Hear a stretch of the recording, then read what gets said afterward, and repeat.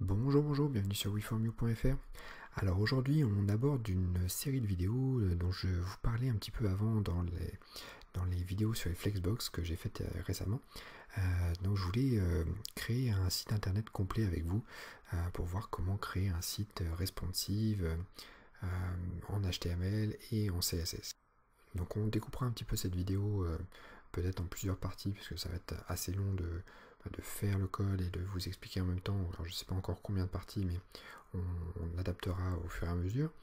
Alors l'objectif que je voudrais atteindre, j'ai déjà fait un petit peu le site internet, donc je voudrais vous montrer ce que j'ai obtenu. Donc on aura ce site que vous avez en face de vous, on aura donc une barre de navigation tout en haut avec des menus. En fait c'est un site donc sur une seule page, c'est-à-dire que je vais descendre, donc j'ai une zone de formulaire avec une question de date dans la zone de formulaire. Je descends, j'ai des différents blocs avec une petite animation qui va se créer au survol, une petite couleur qui va arriver au survol des différents blocs. Ensuite j'arrive sur les avis clients avec une petite photo et je descends, j'ai une autre photo qui arrive en survol et j'ai une zone de formulaire où je pourrais envoyer un mail à l'administrateur. Puis j'ai un pied de page avec les liens vers les différents réseaux sociaux. Donc ça, impeccable. Petite chose donc sur la barre de navigation, j'ai fait une barre de navigation, donc c'est un site sur une seule page, je vous le disais. J'ai fait une barre de navigation de type encre, c'est-à-dire que si je clique sur présentation, en fait qu'est-ce que ça fait? Ça descend simplement dans la page, ça descend dans l'ascenseur au niveau des offres. Si je clique sur les avis, ça redescend, on a une section avis, puis la partie contact où on a la grande photo, tout ça en plein écran. Et puis donc je vous disais, tout ça est responsive, c'est-à-dire que si jamais je mets ce site internet sous un format téléphone portable, un peu comme ceci, donc les éléments s'adaptent, donc le formulaire qui était à gauche, se retrouve maintenant centré, le pied de page a les liens du réseau social qui se retrouvent en bas, hop, je descends, les avis qui étaient à droite sont passés en dessous, tout comme les différents blocs que l'on pouvait survoler qui se retrouvent maintenant les uns en dessous des autres, et la zone de formulaire au niveau des dates.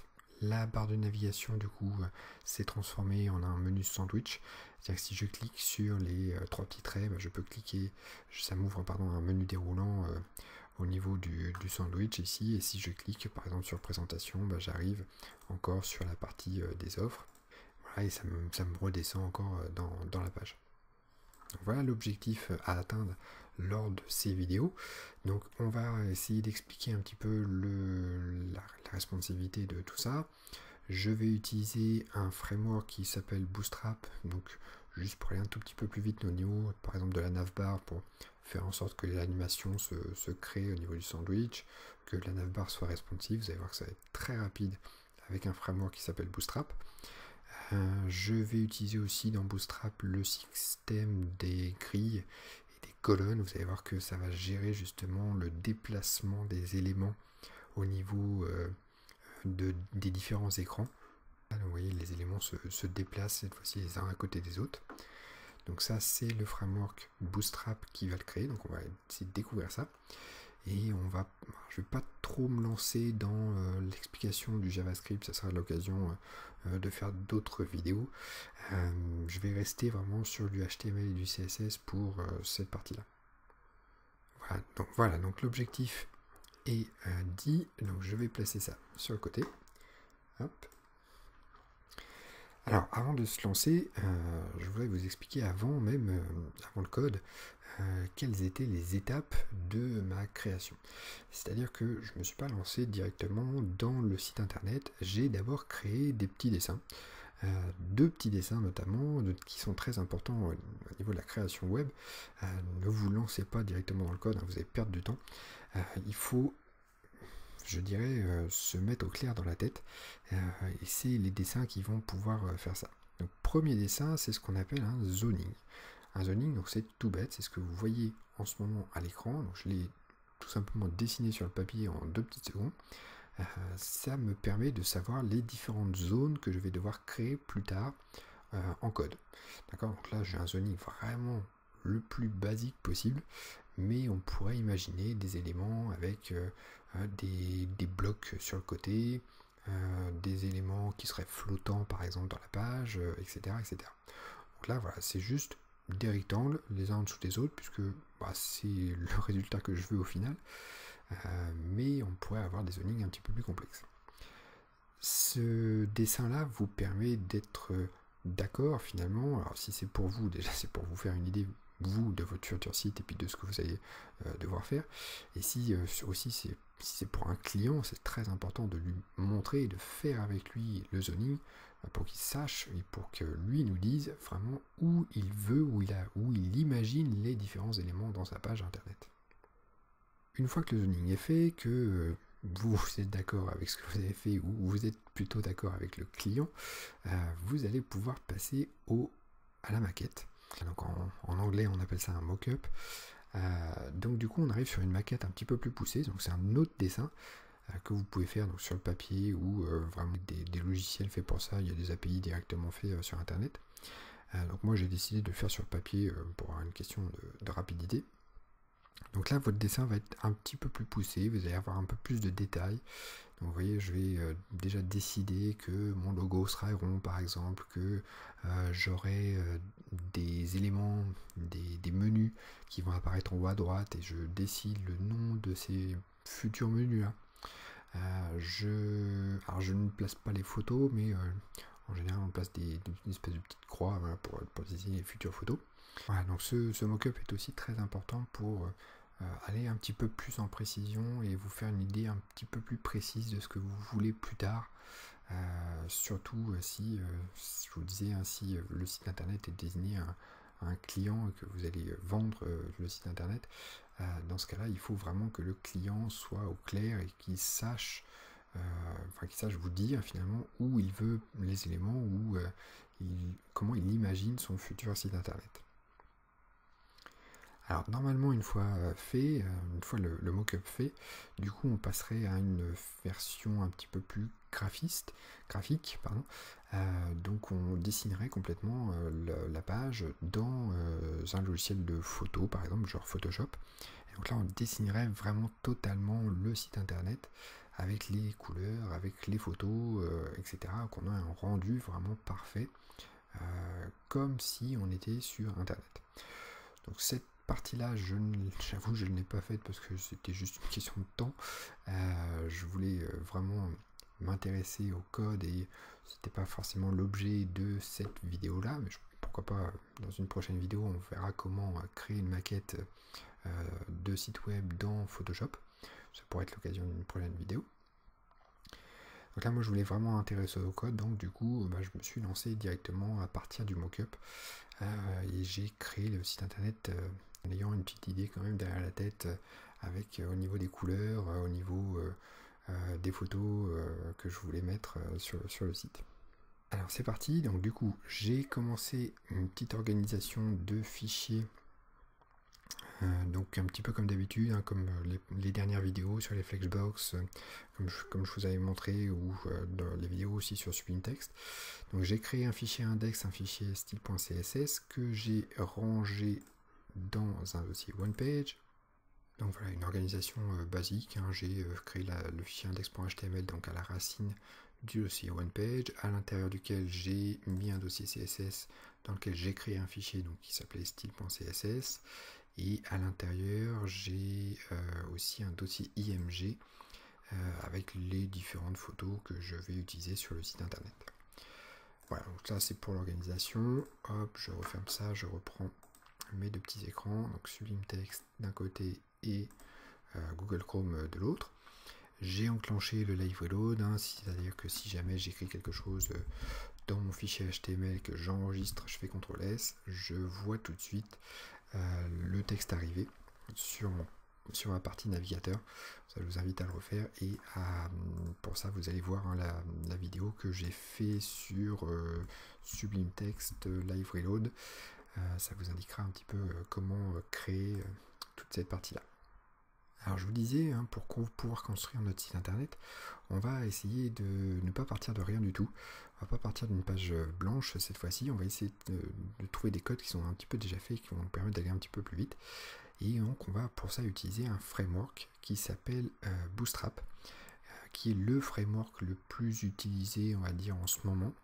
Alors je reprends un autre navigateur pour vous montrer ça. Voilà, hop, donc je recherche un petit navigateur. Et donc je vais chercher le site Bootstrap. Donc Bootstrap, donc voilà, j'arrive sur le site officiel, le getbootstrap.com. Hop, donc c'est le framework HTML, CSS et JavaScript qui est en ce moment le plus utilisé sur tous les sites internet. On n'est pas obligé de l'utiliser, hein, mais il y a beaucoup de gens qui l'utilisent, on va dire. Ça vous permet d'avoir une première couche de mise en forme et aussi d'avoir une normalisation sur tous les navigateurs. C'est-à-dire comme ça, vous aurez quasiment la même présentation, que ce soit sur Chrome, sur Mozilla, sur Safari, etc. Si vous n'utilisez pas de framework, il va falloir travailler un petit peu l'aspect de vos blocs pour pouvoir normaliser un petit peu tous les éléments. L'intérêt aussi du framework Bootstrap, c'est que c'est quelque chose qui va nous donner accès à des JavaScript, donc sans vraiment avoir à les modifier, puisqu'il va y avoir de l'animation qui va se pré-créer, on va dire, donc, notamment sur la barre de navigation, on avait vu qu'il y avait un menu sandwich, qu'on pouvait cliquer dessus, que ça ouvrait un menu déroulant, donc tout ça, c'est déjà pré-créé, il y a déjà des modèles de barres de navigation qui sont déjà faites. Au niveau du HTML et du CSS, ce qui est très pratique aussi, c'est qu'on a un système de grille fluide, ce qui fait que ça va gérer justement la disposition des éléments, les placer les uns à côté des autres ou les uns en dessous des autres, etc. Et donc on a un système de flexbox qui est déjà pré-intégré au framework Bootstrap. Alors, ceci dit, du coup, je vais pouvoir commencer le Bootstrap. Donc, je vais faire Get Started. Donc, j'arrive sur un grand menu à gauche. Alors, je vous invite d'ailleurs à aller voir ce menu à gauche et d'aller fouiller un petit peu là-dedans, tout ça, voir notamment les différents composants qu'on peut créer. Enfin, je peux créer ce qu'on appelle des alertes, donc des petites cases avec des couleurs déjà préconçues, des badges, des petites zones aussi. On aura des chiffres par exemple pour les nouveaux éléments qui arrivent, un carrousel avec voilà, directement des photos qui pourraient défiler dans nos pages, etc. etc. Il y a beaucoup d'éléments qui sont déjà préconçus, il y a juste à les copier les codes et à les adapter à notre sauce. Alors je repars dans le Getting Started. Donc moi je vais rester simple en utilisant que les CSS et les JavaScript précompilés de Bootstrap, mais on pourra pourquoi pas compliquer plus tard en vous expliquant comment utiliser Bootstrap d'une autre façon, c'est-à-dire en utilisant les fichiers de création de Bootstrap qui sont du SAS, et pourquoi pas modifier à notre sauce ce système-là. Alors, pour rester simple, du coup, je vais partir un petit peu plus bas, donc je suis dans le Getting Started, je suis un petit peu plus bas dans la page, et j'arrive sur un modèle de base, le Starter Template, donc qui me donne vraiment les éléments de base du fonctionnement de Bootstrap, c'est-à-dire que j'ai un fichier HTML dans lequel j'ai un lien qui va me charger un fichier bootstrap.min.css, donc .min pour minifier, c'est-à-dire que c'est un fichier absolument horrible, c'est-à-dire qu'il n'a ni espace, ni entrée à l'intérieur de lui-même, donc c'est été minifié pour que ça prenne le moins de place mémoire possible. Donc ça me charge du coup déjà un petit coup de mise en forme. Ensuite, ça va me charger aussi 3 fichiers JavaScript. Donc d'abord un fichier qui s'appelle jQuery, qui était une librairie JavaScript, puis un fichier qui s'appelle popper.min.js, qui va me gérer les pop-up, et le fichier bootstrap.min.js, qui lui va me gérer les animations du framework Bootstrap. Alors attention, avant de copier ce code-là, hein, je suis en version 4.1 de Bootstrap, donc c'est la dernière version qui est sortie au moment où j'enregistre la vidéo. Mais faites attention, vous pouvez toujours aller voir les anciennes versions, vous pouvez charger les anciennes versions. Faites attention d'être toujours dans la dernière du coup quand vous commencez un projet. Et puis on va aller pouvoir copier du coup maintenant ce code-là. Donc je fais copie, je remets en attente le Bootstrap, je vais coller tout simplement ce starter template dans le fichier index.html. j'enregistre ce fichier-là et j'ai un premier mot qui arrive, puisque ils ont créé un premier titre, un H1, qui est donc mis en forme grâce au système de Bootstrap. Et donc, pour vous montrer qu'il y a déjà une mise en forme sur le titre, que ce n'est pas le titre par défaut, ça, si jamais j'enlevais la ligne qui me charge le CSS de Bootstrap, donc là je vais faire un supprimer carrément cette ligne-là, j'enregistre. Voilà l'aspect du titre normal. C'est-à-dire que si jamais je fais un H1 dans un Google Chrome par exemple, eh bien j'aurai ce titre-là normalement. D'accord? Donc avec cette présentation-là. Et Bootstrap a déjà prévu du coup de me faire une petite mise en forme. Je remets la ligne, je refais CTRL-S. Voilà la mise en forme générale que Bootstrap a prévu pour les titres. Donc ce qu'il faut comprendre, c'est que ça me fait une mise en forme, rien ne m'empêche à moi, derrière, de le remodifier encore en plus. D'accord? Et c'est ce qu'on va d'ailleurs faire souvent. Mais au moins je ne pars pas de rien et je pars déjà de quelque chose qui est à peu près joli. Alors du coup le starter template il est très bien mais il n'est pas forcément très complet, donc on va pouvoir remodifier un petit peu les choses. Donc déjà il me dit la langue est en anglais, donc on va changer ça en français, FR. Au niveau des méta, donc on a deux balises méta qui sont déjà pré-créées. Il y a la plus importante je dirais, c'est le méta chartset du TF8 qui me permet de gérer les accents dans mon fichier. Si vous ne mettez pas celle-là au tout début des balises méta, ça veut dire que dans votre fichier en dessous, vous ne pourrez pas gérer les accents avec les et, les et, etc. Ou les CCI par exemple, donc les caractères un petit peu spécifiques. Ensuite il y a le metaname viewport, ok, et j'aurai peut-être d'autres balises méta à noter. Donc si je tape méta et que je fais une petite tabulation, j'aurai du coup le name description que je dois rajouter, donc la méta description qui est la description de votre site internet, donc avec un contenu, qui va être égal à la phrase de description. Alors qu'est-ce que c'est que cette phrase de description? C'est cette phrase qui apparaît quand vous êtes sur Google. Alors, si je reviens un petit peu en arrière, donc par exemple si je recherche Bootstrap, voilà, c'est cette phrase-là, cette phrase grise qui arrive quand vous êtes sur Google. C'est la petite phrase de description de votre site internet. Donc ça c'est très important. Du coup je vais taper une petite description fictive, donc site responsive pour l'hôtel de weformyou.fr qui n'existe absolument pas, mais c'est pas grave, c'est juste pour l'exercice. Voilà. Alors, cette balise là est vraiment très importante. Il y a d'autres balises méta, donc je ne vais pas rentrer dans le détail du SEO, du référencement, mais vous avez beaucoup de balises méta que vous pouvez rajouter. Ça sera peut-être pourquoi pas l'occasion d'une prochaine vidéo. Ensuite, donc j'ai le lien sur le bootstrap.css, mais je n'ai pas mon lien vers mon CSS à moi. Donc après le Bootstrap, c'est important de le mettre après le chargement de Bootstrap, puisque vous allez passer une première couche avec Bootstrap et ensuite vous allez passer une deuxième couche qui sera votre couleur à vous, par exemple. Donc il nous faut créer un lien, une balise link qui va charger le fichier qui est donc dans le dossier CSS et qui s'appelle style.css, qui va me charger l'autre fichier juste à côté. J'enregistre ça. Pour pouvoir tester, si je vais dans style CSS et que je dis que mes H1, le titre qui est dans la page, donc le H1 a une couleur de point orange par exemple, que j'enregistre, et bien j'ai bien mon titre qui passe en orange, et donc j'ai tout simplement surchargé le Bootstrap, c'est-à-dire que Bootstrap a créé une première mise en forme, et bien moi j'ai chargé une deuxième mise en forme par-dessus.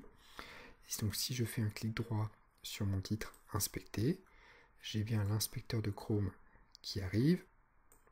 Hop, je vais essayer de réorganiser un petit peu toutes ces pages-là. Donc je suis sur le H1, j'ai déjà, vous voyez, des chargements, donc dans type.scss, donc ça c'est Bootstrap qui m'a fait ça en fait. Donc Bootstrap a dit que les titres étaient en 2.5 REM par exemple, qui avait un font de family, qui était inhérent, c'est pas très grave ça, mais qui a un font weight de 500, la ligne 8 1.2, etc., etc. Le user agent, ça c'est Google Chrome, donc, qui a été surchargé. Donc vous voyez par exemple Google Chrome, eux ils ont décidé que le font size était de 2 EM pour les H1. Et bien après, Bootstrap a dit non, non, c'est pas 2EM, c'est 2.5 REM. Et puis moi, j'aurais pu derrière dire non, non, c'est encore autre chose. D'accord? Donc on surcharge, c'est pour ça qu'on appelle CSS, hein, ça veut dire Cascading Style Sheet, donc des feuilles de style en cascade. Et donc chaque feuille de style peut comme ça surcharger les unes par rapport aux autres. Ok, donc ça, on va essayer de réorganiser encore notre fichier. Donc je vais enlever l'orange sur le titre. Hop, j'enregistre. Ensuite, je vais enlever carrément le titre d'ailleurs. Ouais, je vais enlever le titre, le H1. On a donc, tout le chargement des scripts. Donc ça, attention à ne pas les effacer, hein, puisque ça va charger les animations. Vous les laissez tout en bas avant la fermeture du body. C'est normal. Donc, on va juste renommer le commentaire en JavaScript.js. Et je vais créer un petit peu d'espace entre tout ça. Donc voilà, notre élément, notre page nous va se créer à partir du body. Le titre de la page, ça sera l'hôtel We For You. Hop, voilà. Et je peux aussi créer dès maintenant un petit favicon. Donc après me style, pourquoi pas. Donc ça c'est un lien, un link. Balise link, je fais tabulation. Je vais changer par contre le type de relation, donc c'est un shortcut espace icône. Le href, mais il faut que je lui dise où se trouve la photo. Alors si je reprends mes petits dossiers, hop, one page. Donc je suis ici, il faut que j'aille dans le dossier IMG pour trouver le fichier qui s'appelle logo.png. Alors bon, moi je vais utiliser ce fichier là, ouais, qui est assez grand, qui fait 150 par 138. Je vous conseille au niveau de l'optimisation des performances de créer un autre fichier qui serait beaucoup plus petit, qui serait le même logo hein, finalement mais beaucoup plus petit, qui serait peut-être en on dit 32 par 32 ou 50 par 50, qui pèserait du coup moins lourd et qui nous permettrait de gagner en optimisation. Donc je repars ici, donc on avait dit c'était dans le dossier MG que ça s'appelait logo.png. J'enregistre ça et j'ai bien mon petit logo qui apparaît comme ça dans l'icône de favori. Alors ensuite, pour la barre de navigation, puisqu'on va commencer par créer la barre de navigation, je vous disais, il y a des modèles de barre de navigation qui sont déjà pré-créés sur le site Bootstrap. Donc c'est parti, on va aller sur le site Bootstrap, hop, je repars sur le site, dans la documentation, et alors c'est dans, je crois que c'est dans Composants, qu'on a une section navbar. Alors moi j'ai tendance à pas trop chercher dans les menus, là, je trouve ça pas forcément super bien rangé, en tout cas je me rappelle jamais dans quel menu c'est rangé. Donc du coup j'utilise beaucoup la barre de recherche, donc si je cherche une navbar que je fais entrer, j'ai du coup l'accès à des barres de navigation, et vous voyez j'ai une barre de navigation complète, complètement exemple on va dire, avec tout le code en dessous, et donc avec des codes exemples que je vais pouvoir modifier à ma sauce. Donc là j'aurai une navbar voilà, sans menu, juste le premier bouton navbar, juste un petit logo en haut à gauche par exemple, etc. etc. Voilà, j'ai plein d'exemples de navbar, juste avec un formulaire de recherche. Je descends, voilà, des navbars avec des différentes couleurs, etc., etc. Bon, ok, je remonte tout en haut, boum boum boum, hop, j'étais ici, et donc je vais prendre la première navbar qui a l'air assez complète, et donc je vais cliquer sur copie, hop, je repars dans mon code, alors je vais coller ça au niveau du body, hop, et j'enregistre tout ça, je fais CTRL S, et tout de suite, j'ai une barre de navigation qui arrive, qui est déjà responsive, hein, parce que moi je suis sur un petit écran, mais si jamais j'agrandis cet écran-là, s'il veut bien, voilà, hop, et bien j'ai bien une navbar complète avec un formulaire de recherche qui s'est créé.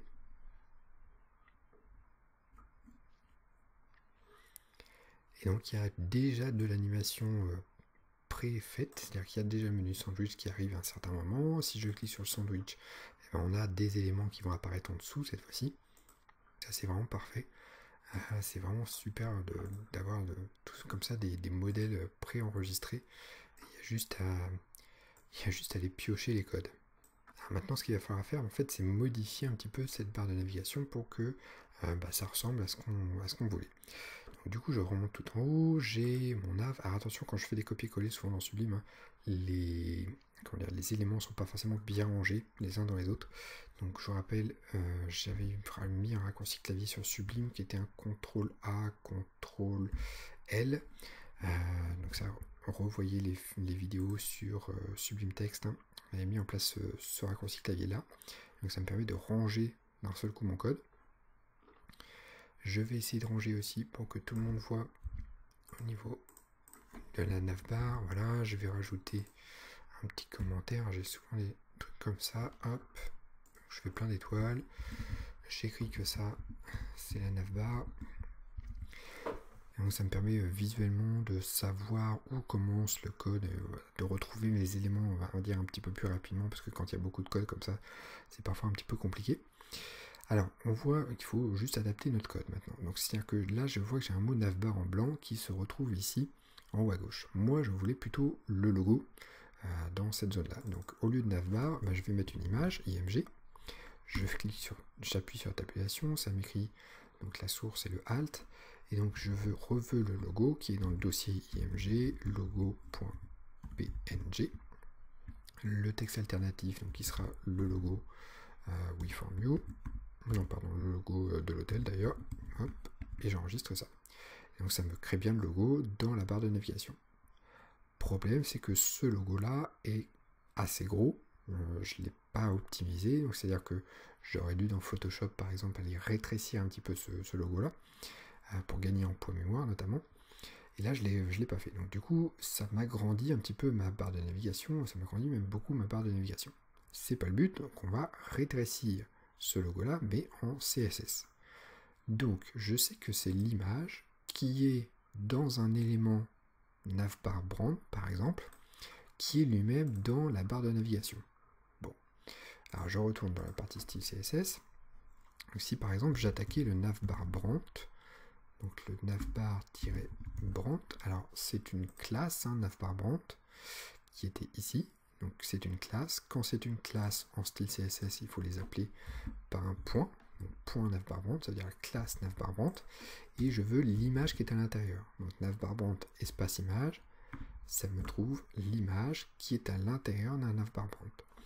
Du coup, je vais lui faire par exemple un max 8, une hauteur maximum de, on va dire, je sais pas, 40 pixels peut-être. Ouais, du coup, j'ai un petit logo dans ma barre de navigation. Bon, 40, on est pas mal. Très bien. Ensuite, après mon image, donc je vais réorganiser un petit peu tout ça. Donc l'image est un lien, hein. Donc c'est un lien vers dièse, en fait, vers rien du tout. Ça pourrait aller, donc je voudrais créer des encres. Donc pour créer des encres, on donne un nom au href, donc on fait un dièse O par exemple. Donc O dièse O, ça veut dire que ça va aller vers un ID qui s'appelle O. Donc après, reste à lui de trouver cet ID là. Et bien pourquoi pas le mettre sur le body. Donc ID égale O. Avec des guillemets, c'est mieux. Hop, voilà. Donc ID égale O, ça veut dire que si jamais je clique sur le logo, eh bien je vais arriver tout en haut du body puisqu'il va retrouver l'ID O dans la page. Après mon image, donc j'avais créé un petit texte, donc c'était l'hôtel WeFormYou. Hop, j'enregistre et du coup j'ai mon petit texte qui arrive à côté de ma page. On va juste réécrire bien ça, voilà. Ensuite, dans mes éléments, donc j'avais, donc là pour l'instant moi je suis obligé de cliquer sur le menu sandwich parce que j'ai un petit écran, j'ai un double écran, mais si vous avez un plus grand écran, vous allez bien voir les différents menus, hein, si jamais je l'agrandis comme ça. Donc j'ai Home, les liens, le drop-down. Donc le drop-down c'est un menu déroulant, déjà actif, la zone de formulaire. Bon, alors, par exemple la zone de formulaire, moi je vais pas m'en servir. Le menu déroulant, je vais pas m'en servir non plus. J'ai un bouton qui est désactivé, un disable, donc qui nous donne les codes, hein, pour avoir un bouton désactivé, mais je vais pas m'en servir non plus. Donc finalement, je vais me servir que du lien. Donc on va essayer de travailler ça. Donc, pardon, j'ai mis en attente. Je reprends le fichier, voilà, qu'on voit. Hop, et je recolle de l'autre côté. Donc du coup, à la place de Home, on va dire que c'est un retour vers l'accueil. J'ai un petit span SR only, donc ça c'est affichage que à l'écran. je vais l'enlever, il ne me sert pas. Hop. Donc j'ai un accueil qui est active ici. Pourquoi il est active? Parce que quand j'ouvre le menu sandwich, je vois que le mot accueil il est un petit peu plus foncé, donc il est active. C'est juste une question de CSS. Si j'ai envie qu'il soit de la même couleur que les autres, et bien tout simplement j'enlève le mot actif. J'enregistre et du coup vous voyez qu'il n'a pas un changement de couleur entre l'accueil, le lien ou drop-down. Ensuite, le link, ce sera un lien vers la présentation de l'hôtel. Donc du coup, je vais remettre les dièses. Donc ça sera vers le haut. Quand on clique sur l'accueil, on revient tout en haut de la page.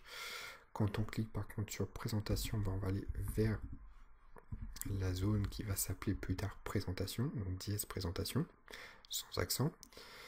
Ensuite, le drop-down, donc le menu déroulant, je ne vais pas l'utiliser. Alors attention, le drop-down, il commence ici, je vois que ça souligne jusque là. Le LI est souligné. Donc, du coup, je vais effacer vraiment tout ça. Je supprime toute cette zone-là. Ensuite, on a le lien qui est désactivé, donc c'est pareil, c'est un élément de liste. Donc si je clique dessus, il s'arrête ici. Donc pour l'enlever, j'enlève complètement l'élément. Donc j'enlève les 3 lignes. Et ensuite, on a le formulaire, donc le formulaire de recherche qui était à droite. Donc le form, je vais aussi l'enlever. Donc je reprends toute la balise forme, de la balise ouvrante et fermante, je supprime, j'enregistre tout ça, et du coup, si je mets en plein écran tout ça, donc on a une barre de présentation, une barre de navigation beaucoup plus simple maintenant. Donc on a accueil, présentation. J'aurais voulu un lien maintenant vers les avis et un lien vers le contact, le formulaire de contact. Donc on va créer ça. Donc tout simplement, on va prendre un petit code modèle. Donc ça me crée un lien. Donc je vais tout simplement dupliquer ces 3 petites lignes là qui vont me créer du coup un nouveau lien. Donc c'est vraiment tout l'élément de la liste qu'il faut dupliquer.